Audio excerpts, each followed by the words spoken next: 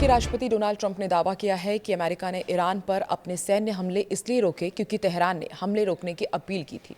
उन्होंने खुद बातचीत की इच्छा जताई थी। ट्रंप ने आगे कहा कि अगर समझौता नहीं हुआ तो हम फिर वही करेंगे जो पहले कर रहे थे। तो क्या वाकई ईरान की अपील पर अमेरिका ने एक बार फिर से युद्ध रोका है या फिर एक बार फिर से डोनाल्ड ट्रंप बातें कर रहे हैं?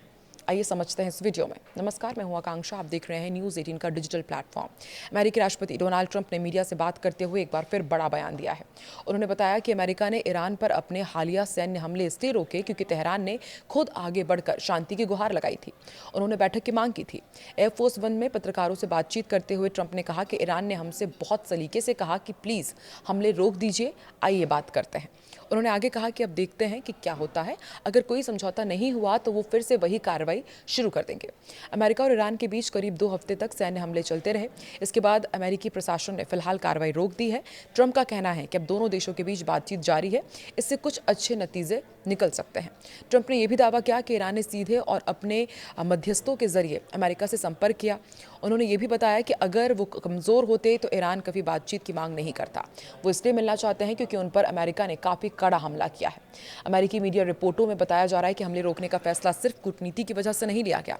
रिपोर्ट में यह भी कहा गया कि अमेरिकी नेताओं और वरिष्ठ अधिकारियों ने युद्ध लंबा खिंचने के खतरे, हथियारों के भंडार और क्षेत्रीय हालात को लेकर चिंता जताई थी। इनमें उपराष्ट्रपति जेडी वेंस और जॉइंट चीफ ऑफ स्टाफ के चेयरमैन जनरल डैन कैन शामिल हैं। एक रिपोर्ट के अनुसार अमेरिकी सेंट्रल कमांड ने उनके जो प्रमुख है एडमिरल ब्रैड कूपर ने भी सुझाव दिया था कि हॉर्मुज के आसपास चल रहे बमबारी अभियान को फिलहाल रोक दिया जाए। इससे अब ज़्यादा सैन्य फायदा नहीं मिल रहा है। बताया गया कि उनकी सलाह ने भी ट्रंप के फैसले को प्रभावित किया। ट्रंप ने साफ कहा कि अगर बातचीत सफल नहीं हुई तो अमेरिका दोबारा सैन्य कार्रवाई शुरू कर सकता है। उन्होंने कहा कि फिलहाल बातचीत जारी है, लेकिन अंतिम फैसला इसी पर निर्भर करेगा कि दोनों देशों के बीच कोई नया समझौता हो पाता है या नहीं। ट्रंप ने यह भी कहा कि अमेरिका के पास पर्याप्त हथियार और मिसाइलें मौजूद हैं। उन्होंने दावा किया कि पैट्रियट मिसाइल सिस्टम का उत्पादन भी तेजी से बढ़ाया जा रहा है।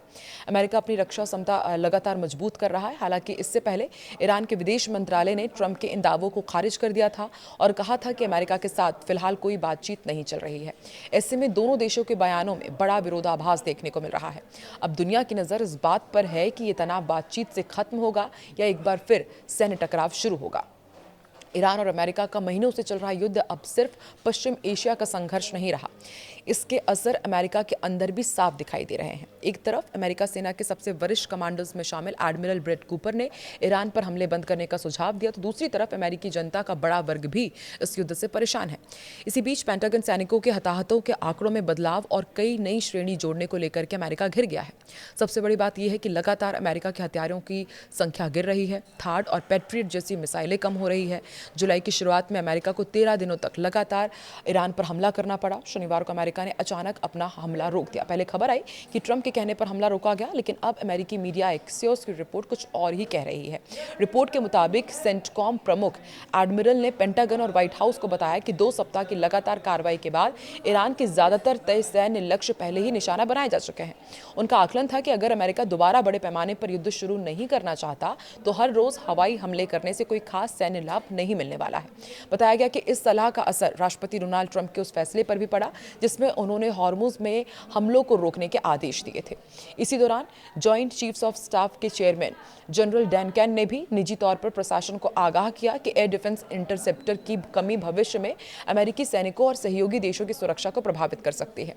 युद्ध के 5वें महीने में आए CBS न्यूज और YouGov सर्वे ने भी ट्रंप प्रशासन की मुश्किलें बढ़ा दी है। सर्वे में शामिल 3/4 से ज्यादा लोगों का मानना है कि युद्ध अमेरिका की उम्मीद से कहीं ज्यादा कठिन साबित हुआ।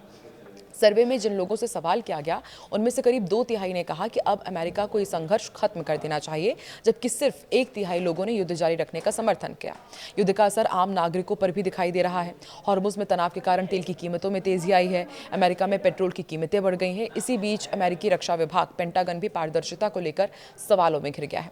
उसके डिफेंस कैजुअलिटी एनालिसिस सिस्टम यानी कि DCAS के पहले सैनिकों के हताहत की संख्या कम दिखा रही थी, लेकिन बाद में रिकॉर्ड अपडेट हुआ तो 140 से ज्यादा अतिरिक्त घायल सैनिकों की लिस्ट को इसमें जोड़ दिया गया है।